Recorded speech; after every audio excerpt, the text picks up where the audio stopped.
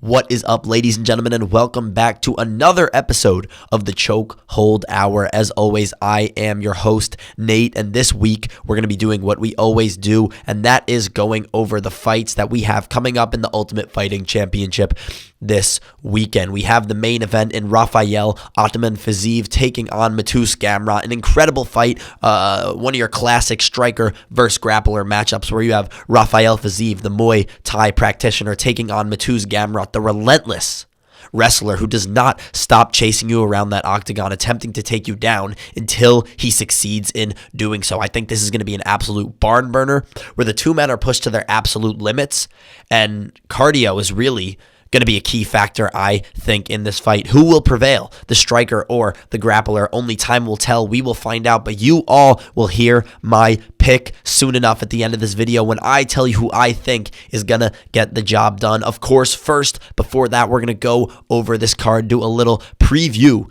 to this fight night, making our way from the bottom of the main card to the very top. But before we get into that, I just want to say that last weekend's fight, Noche UFC, was an absolutely incredible event with an astonishing, wild ending. I could not believe that ended in a majority draw. I personally am fine with the draw. I thought Valentina Shevchenko and Alexa Grasso both fought their hearts out, and I really could have seen the fight going either way. But now if you're the UFC, what the heck do you do? Do you make that trilogy? But does everyone want to see that trilogy? That is the question. This obviously is a topic for another time, for another video. For now, we're going to jump right into our fight card preview, making our way onto the main card, starting with the first fight on the main card where Ricardo Ramos takes on Charles Jourdain. Now, Ricardo Ramos is a veteran of the sport. He's actually a veteran of this promotion. He's been in the UFC since, I believe, 2017, if not 2016. The guy has been in a lot of fights and he has a lot of experience. Now, just because he is old and has that experience, he is definitely nowhere near being finished or done with his career. He's coming off of an absolutely electric spinning elbow win over Danny Chavez, where he got the job done by TKO. That spinning elbow he threw was just picture perfect. It landed on the chin of Danny Chavez, and that was the fight. So obviously Ricardo Ramos, he has that knockout ability, but more than that, he is a talented striker who can precisely place his shots where he wants them to be to get you or his opponent out of that octagon by TKO. Looking at his opponent, Charles Jourdain, Jourdain is coming off of an interesting win against Kron Gracie, where Gracie was kind of just scooting on his butt across the octagon for half of that fight. I mean, Charles Jourdain, don't get me wrong, he did what he could. He showed that he was the better striker and the better fighter in that fight and got the job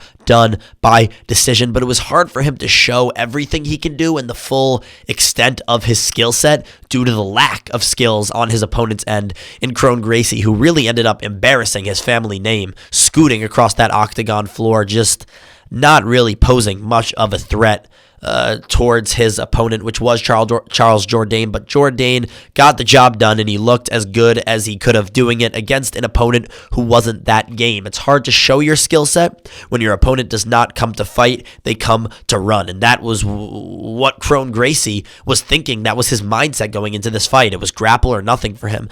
Now, Charles Jourdain is he's a very talented striker. He's pressure oriented, and he likes to stay in your face for the entirety of the fight. One of his main weapons that I'd love to see him use in this fight, that he has used in many of his last fights, is that teep kick. Charles Jourdain has a wonderful teep kick that allows him to maintain distance on the feet and pick his shots and frame his shots from the distance that he wants to strike at. A very famous clip of Charles Jourdain, obviously, as you all probably have seen on social media, is him Sparta kicking his opponent onto the ground as the clock is expiring in his fight. Well, that Sparta kick was a teep kick. His teep kicks are very powerful, and they can do more than just maintain distance. They can do damage to his opponent, and I think that could be a very key factor in winning this fight for Charles Jourdain. I think if he's able to implement that teep kick, he can maintain distance for the majority of the fight and pick his shots at range and get the job done. Now, I've been a big Charles Jourdain believer ever since his fight with Shane Burgos. That was an absolute barn burner. It was a scrap where two men were game. They were willing to go to war, and that's exactly what happened. Now, Shane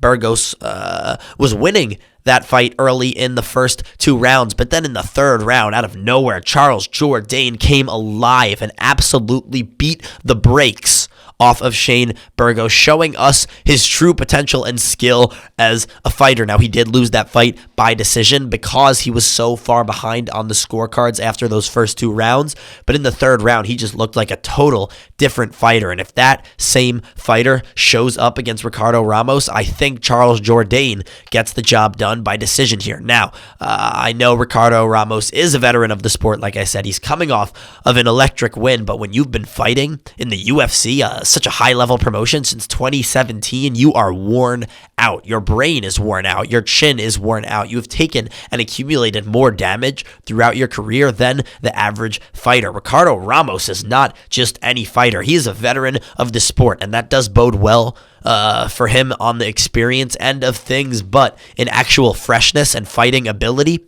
I think Charles Jourdain is younger, he's fresher, he's better, he has less ring wear, so he has not been hit as much as Ricardo Ramos has. Now, I do think Charles Jourdain has been in some wars. I am not saying he is a spring chicken himself, but I think he has a leg up in the youth power and cardio department compared to Ricardo Ramos, and I think if Charles Jourdain can maintain distance, stay at the range he wants to fight at for the majority of the fight, incorporate that teep kick like I've been talking about, I do strongly believe that Jourdain gets the job done in fight number 1 on the main card. So lock it in, take it to the bank. That is the Chokehold Hour's official pick for the first fight on this main card fight night. I got Charles Jourdain beating Ricardo Ramos by a strategic chess match decision type of fight. Give me Charles Jourdain by decision. Next, we are moving on to the second fight on this main card, where Bryan Battle, the Ultimate Fighter winner from 2 seasons ago, takes on the absolute dog from Louisiana, AJ Fletcher. Now, Bryan Battle has looked amazing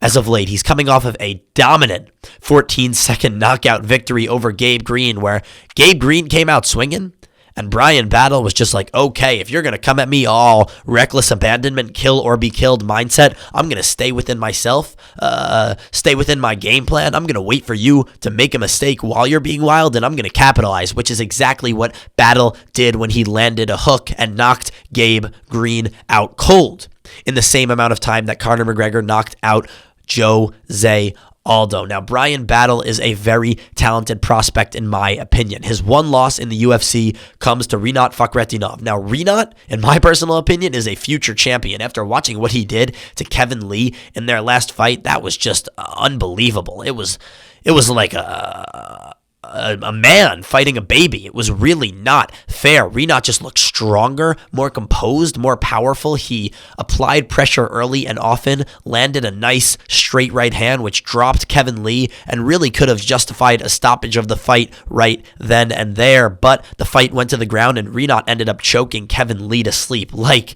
you rock a little baby to sleep. So it really did look like a man versus a young boy in that octagon. Rinat just was much, much better than Kevin Lee. And I think Rinat Fakhretdinov really has champ potential. I think there is a possibility in the future of him reaching a point where he can have a gold belt wrapped around his waist. So I do not take anything away from Bryan Battle in losing that fight. You have to look at what Battle has done against other opponents that are still game, but are not wrestler, cardio-oriented fighters like Rinat. I mean, when he fought Takashi Soto, it was not even close. Battle threw a nice feint right hand, followed it up with the right high kick, knocked Takashi Soto out cold, unconscious, sent him straight to the shadow realm. It was almost Leon Edwards-esque when he knocked out Kamaru Usman, feinting that straight punch and following it up with the high kick, which is honestly a combination we've seen a lot in martial arts recently, with Justin Gaethje using it on Dustin Poirier, Charles Oliveira using it on Beneil Dariush. That straight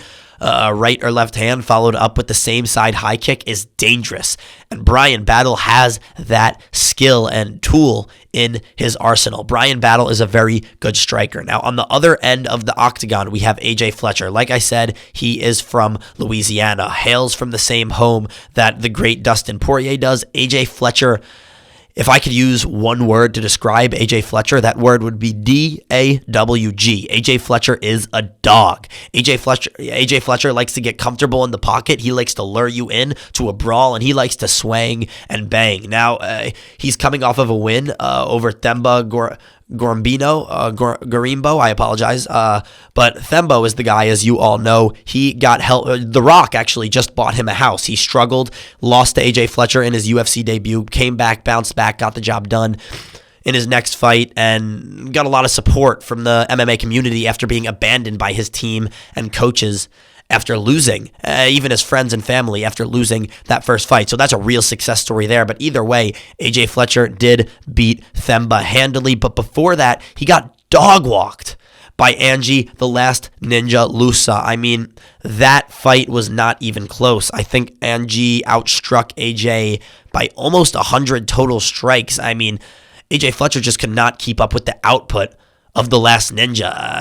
AJ was just seemingly overwhelmed for the majority of the fight, and that is not a good characteristic to be showing in the octagon when you're about to fight a striker the caliber of Bryan Battle. Now, AJ Fletcher also fought a guy that I know and love, Matthew Semmelsberger, Semi the Jedi. Matthew Semmelsberger is a powerful fighter. That was a close fight, but Matthew Semmelsberger also got the job done over AJ Fletcher using his striking abilities and being more calculated in the pocket, whereas, like I said, AJ Fletcher likes to brawl. AJ Fletcher is a wild fighter, and when Gabe Green came out wild against Bryan Battle, he got knocked out and knocked out fast. That is why, stylistically, I don't think this is a great matchup for AJ Fletcher. I think Bryan Battle is going to get the job done here, and I think he's going to do it by decision. Now, AJ Fletcher has not been finished in the UFC. He has a chin. He's taken some huge, heavy shots, so I would be surprised if Bryan Battle gets it done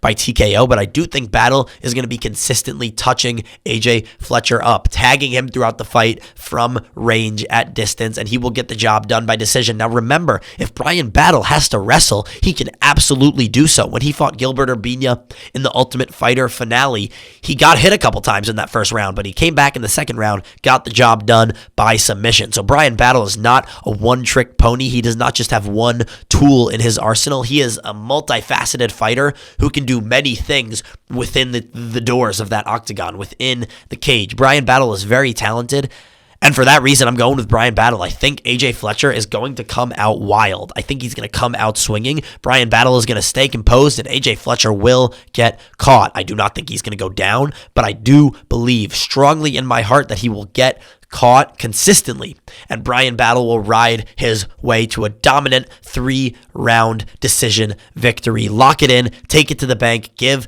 me Bryan Battle to get the job done over AJ Fletcher. That being said, we're going to move on to the third fight on the main card of this fight night, where the karate hottie Michelle Waterson-Gomez takes on Marina Rodriguez. Now, Michelle Waterson-Gomez is coming off of a close decision loss to Luana Pinheiro. Now, it was a close fight. The karate hottie did lose that fight, but it was very marginal. If you look at the significant strike and total strike numbers, they were very close in how many times they actually did land on one another. It was not like Michelle Waterson-Gomez looked horrible. She didn't get dominated. She lost a close decision fight to a young, hungry fighter. Now, if we look at Marina Rodriguez, she is coming off of an absolutely lackluster performance. She just got dog walked by Vera Jandiroba. It was not even close. Vera absolutely, she just implemented her wrestling for the entirety of the fight, and Marina Rodriguez looked lost out there in that cage. Marina Rodriguez really just, she had no answer for Vera's takedowns. Vera would consistently shoot, and Marina Rodriguez would do nothing to defend and proceed to once again do nothing on the octagon mat to try to get up. She was just stuck. Now, if you look at the Karate Hottie's fights prior to 2021, recently she's diverted away from that wrestling, but Michelle Waterson-Gomez is She has a wrestling background. She obviously is a karate fighter, but she can wrestle. In most of her fights prior to 2021, she shot for about 4 takedowns. And when she fought Angela Hill, the absolute killer that Angela Hill is, the karate hottie got it done. And not only did she get it done, she shot for 18 takedowns in that fight. She has relentless cardio. She can continuously come after you. Now, one thing definitely worth noting that I have to mention is that Waterson-Gomez and Marina Rodriguez have fought before. Marina Rodriguez got the job done by decision, but that was when Marina Rodriguez was at her peak. I think, as much as I hate to say it, right now we are currently witnessing the downfall of Marina Rodriguez. I believe she has lost 3 fights in a row. She hasn't looked all that great in any of them. Now, I do think Marina Rodriguez has the power advantage. We saw her knock out Amanda Ribas brutally at that. Amanda Ribas was very wobbly. She did not know where she was. She got buzzed. She got hurt by Marina Rodriguez. So I do believe that Marina has the advantage on the feet, but more specifically in the power department. I think she's the bigger, stronger fighter, and her shots will hold more water when they land on Michelle Waterson-Gomez. But that being said, I think if Waterson-Gomez implements the wrestling more like she used to early on in her UFC career, I don't see Marina Rodriguez having an answer. I mean, Vera Jandiroba just dog-walked Marina Rodriguez. It was not even close. I had the pleasure of witnessing that fight in person. Now, watching that fight in person just gave me more perspective onto how bad that loss actually was. Seeing the two walk out of the octagon, Marina Rodriguez, her shoulders were slumped. She was defeated. She was tired. Vera could have gone another 5 rounds. She was energetic, talking to fans in the crowd, getting excited that she got the job done. I think Marina Rodriguez has a real issue in the cardio department, and she has extreme glaring deficiencies in her wrestling game. I think if Michelle Waterson-Gomez can capitalize on that and consistently be in Marina Rodriguez's face, shooting takedowns and landing those takedowns, keeping Marina Rodriguez on the ground once that fight does reach the ground, I really do think there is a path to victory for the karate hottie here, despite the fact that she lost the first matchup between these two fighters. So that is my pick. I'm taking Michelle Waterson-Gomez, the karate hottie, to get the job done by decision after consistently and continuously wrestling for 3 rounds against Marina Rodriguez. Like I said, Marina Rodriguez has serious deficiencies in her wrestling game. She's lost a couple fights in a row. I believe we are watching the downfall of Marina Rodriguez, and not tonight, but come this Saturday, we will see the climax of that downfall as Michelle Waterson-Gomez wins a dominant 3-round decision. Give me Michelle Waterson-Gomez to get the job done after a whole lot of wrestling over the course of 15 minutes in that UFC octagon. That being said, we're going to make our way to the co-main event of this fight night, where we have Bryce Mitchell, the man from the country, the man who shoots guns and goes fishing and will not fight without his camo shorts, taking on Dan 50K Ige. Why is Dan Ige known as Dan 50K Ige? Because when he fights, you can expect $50,000 to be awarded to somebody. Dan Ige is known for racking up bonuses and highlight-like finishes. Dan Ige is a very, very talented fighter, and he has a lot of power in his hands. Now, looking at his opponent in Bryce Mitchell got dog-walked in his last fight. He did not look all that great, but I would not attribute that to a lack of skill on Bryce Mitchell's end. He fought Ilia Topuria, who is possibly the only man who has any sort of shot against the current champion in Alexander the Great Volkanovski, which I still think Volk is going to get the job done. But Ilia Topuria looked wonderful against Josh Emmett. His boxing looked incredibly clean. He did not get taken down. He really didn't get caught. Ilia, he looked very, very sharp, and he will be a champion in the near future, even if he does not win this fight against Alexander Volkanovski. So Bryce Mitchell lost that fight to Ilia, but I would not, again, attribute it to a lack of skill on Bryce's end. It was really just the fact that Ilia Topuria is good. Now, if we look at Bryce Mitchell's fight history before that fight with Ilia, he actually did the dog walking 2 fights ago. He dominated a legend of the sport in Edson Barboza in a 3-round decision. He did not give Edson Barboza a minute to breathe in that fight, not even a second. to breathe. Edson Barboza just was on his heels, on his back foot, pressed against the cage for the majority of that fight. Bryce Mitchell, he kept the pressure on. His cardio was great coming into that fight, and he just came forward relentlessly, continuously shot takedowns, and eventually that takedown threat was so strong he was able to find a straight left hand that knocked down Edson Barboza. So we've seen Bryce Mitchell show that he has the ability to use his skill set to neutralize talented strikers across from him in the octagon. Now, Ilia Topuria is not just a talented striker, he is a talented martial artist. That's why he was not able to get the job done against Ilia. I think in this case, Dan Ige is not much of a wrestler. He does not like to go to the ground often. He is a boxer. He is a boxer fundamentally at heart, and he likes to use his hands. That's why I think Bryce Mitchell has a real chance in this fight. Dan Ige likes to sit in the pocket, get comfortable in the pocket, and eventually start trading in that boxing range, which is good for him. I mean, I don't think Bryce Mitchell is going to play that game. I think Bryce Mitchell is going to come out and try to wrestle from the first bell, from the get-go. Now, also, if we look at Dan Ige's last fight, he did win, of course. He got the job done over Nate Landwehr, who is just one of the most entertaining guys to watch in the UFC, in my opinion, and shout out to him for repping the name Nate so well. He does it great for all us Nates on the big stage. Regardless, though, Nate Landwehr gave Dan Ige a real fight, a real challenge. Dan Ige, if you're fighting Nate Landwehr and you cannot get the job done convincingly, you will not be a champion in this sport, unfortunately. Nate Landwehr is a dog, but his skill set is slightly lacking compared to someone like Ilia Topuria, who will be a champion of this sport one day. That was not a horrible loss for Bryce Mitchell. So I really think Bryce Mitchell still does have it. He's still a good fighter. He just got pitted against possibly one of the worst matchups for him in his division right now. So I do think Bryce Mitchell is going to get the job done in this fight. I think he's going to come out and wrestle from the first bell. He's going to use his cardio and his forward pressure, just keep applying that pressure onto Dan Ige until Dan Ige breaks and cracks and just submits his will to Bryce Mitchell and continuously gets taken down over and over and gets grounded and pounded into the canvas. I am taking Bryce Mitchell to get the job done in this fight. I just think that he's the better mixed martial artist. We are talking about the UFC here. The UFC, the Ultimate Fighting Championship, is a promotion. The sport of mixed martial arts as a whole, when you're fighting in MMA, you cannot be a one-trick pony. You look at the best fighters. Israel Adesanya, regardless of his brutal loss to Sean Strickland, which I will not even begin to talk about right now because I could say so many things about Izzy on that night.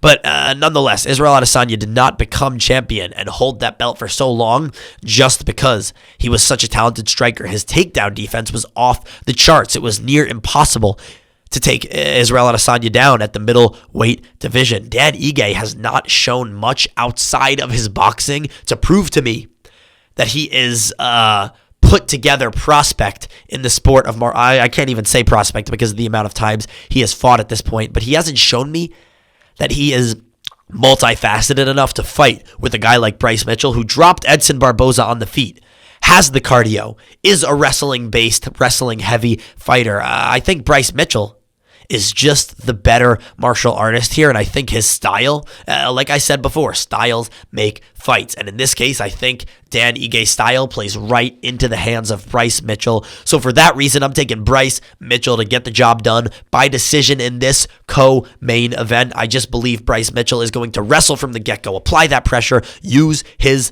higher level and better cardio to get the job done against his game opponent, Dan 50K Ige. Give me Bryce Mitchell to get the job done by decision, ladies and gentlemen. That is my official pick for this co-main event. Now, finally, we get to discuss the fight we have all been waiting to discuss. I've been waiting to talk about it. You have all been waiting to hear about it. And we are all sitting and anticipating, even right this very minute, waiting for this fight to happen on this Saturday. We have Rafael FIziev taking on Mateusz Gamrot. Guys, I am so beyond excited for this fight. You have Rafael FIziev on one end, who I believe is the most skilled Muay Thai practitioner in the Ultimate Fighting Championship right now, taking on one of, if not the best wrestler in the sport right now. Mateusz Gamrot, outside of Islam Makhachev, I really cannot think of many names off the top of my head that can hold a candle to the wrestling abilities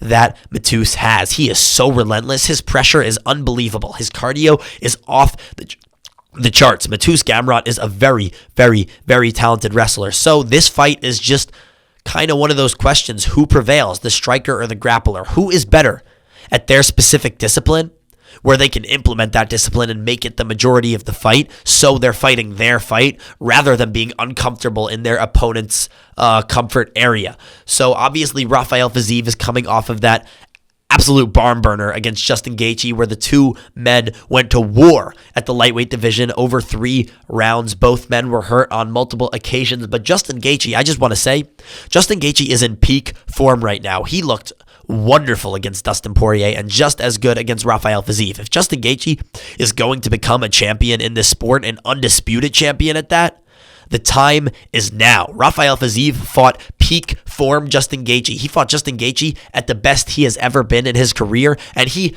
damn near won that fight. Rafael FIziev had Gaethje almost out on his feet at one point after landing a huge hook. Rafael FIziev has incredible power, and that power translated once again in the fight against Rafael dos Anjos, where Rafael FIziev, in the battle of Rafaels, Rafael FIziev got the job done, and he did not just do it shyly. He knocked Rafael dos Anjos out in that 5th round and knocked him out bad. Rafael FIziev is a very, very, very strong human being who is a very technical fighter. Now, if you look at his opponent in Mateusz Gamrot has shown a real vulnerability in fighting talented high-level strikers. He's coming off of a close decision win over Jalen the Tarantula Turner. Jalen Turner is a very talented striker. Now, Mateusz did get the job done in that fight, but Jalen Turner dropped Gamrot in that fight. He was tagging Gamrot up consistently over the course of 3 rounds in that fight, which was why the fight ended up being a split decision. That fight really could have gone either way. In my eyes, it was just about, do you value Mateusz's control and wrestling time or Jalen Turner's striking? And obviously 2 of the 3 judges valued Mateusz's wrestling over Jalen Turner's striking. But Mateusz Gamrot showed a real deficiency on the feet in that fight. He was just seemingly overwhelmed by Jalen Turner in the striking department and had no answer for anything Jalen was doing. His only answer was to shoot for that takedown. Rafael FIziev is a lot harder to take down than Jalen Turner. When Rafael FIziev fought dos Anjos, Rafael FIziev defended 14 of the 16 takedowns that were attempted in that fight. RDA is known for grappling. His bread and butter is the ground game. Rafael dos Anjos, he is a very talented Brazilian jiu-jitsu practitioner. He was hardly able to wrestle against Rafael FIziev, my apologies, because Rafael FIziev is a very athletic person. He trains, I believe, at Tiger Muay Thai in Thailand. That might not be the exact name of the gym, but those guys drill wrestling and takedown defense consistently. Rafael FIziev, for example, he trains with Petr Yan. Petr Yan has some of the most athletic, best takedown defense in the sport of martial arts right now. It is very, very hard to take Petr Yan down unless, of course, you are Aljamain Sterling. So Rafael FIziev is very difficult to take down. Now, if you look back the fight before the Mateusz Gamrot Jalen Turner fight, Mateusz Gamrot lost a decision to Beneil Dariush. Now, Beneil Dariush got messed up on the feet by Charles Oliveira. Beneil Dariush also landed a huge overhand right, which cracked Mateusz Gamrot, dropped him, and nearly had him out cold in that octagon. Mateusz Gamrot got caught by Beneil Dariush, who is a grappling-oriented fighter. If you're going to be getting caught by Beneil Dariush, there is no knowing what Rafael FIziev can do to you in that octagon. Rafael FIziev is a very technical striker. He will pick you apart with elbows, knees, punches. He can do everything, and he can do it so sound. His fundamentals are so strong. Rafael FIziev, like I said before, is the most talented Muay Thai practitioner in the UFC as a promotion right now. And if you're getting dropped by grapplers, what is going to happen when you go in there against a guy like Rafael FIziev? It's not going to go over well, I believe. that because of the deficiencies and lack of skill Mateusz has shown on the feet in his last 2 fights, there is no way I can sleep sound at night taking Mateusz in this fight over Rafael FIziev. If I am a betting man, 100%, I am taking Rafael FIziev in this fight to win, and I'll even sprinkle a little on Rafael FIziev to win by knockout, because that is how strongly I believe FIziev is going to catch Mateusz Gamrot at some point in this fight. Mateusz Gamrot got caught by Jalen Turner. He got caught by Beneil Dariush. He's gotten caught in both of his last 2 fights. Rafael FIziev is a much more talented striker than both of the men I just listed, and I believe Rafael FIziev beats both of the men I just listed. So, for that reason, I am taking Rafael FIziev by knockout in this main event against Mateusz Gamrot. Like I continue to say, like I keep saying, Mateusz Gamrot is just, I was talking about it before, you cannot be a one-trick pony in the sport of martial arts, and a one-trick pony is exactly what Mateusz Gamrot is. He does not have answers for strikers on the feet that overwhelm him with strikes and pressure and just continuously punch him in the face. Mateusz Gamrot is not a striker, to put it simply. He is a grappler, and Rafael FIziev is a martial artist who has incredible skill, especially in Muay Thai on the feet. I think Rafael FIziev, hands down,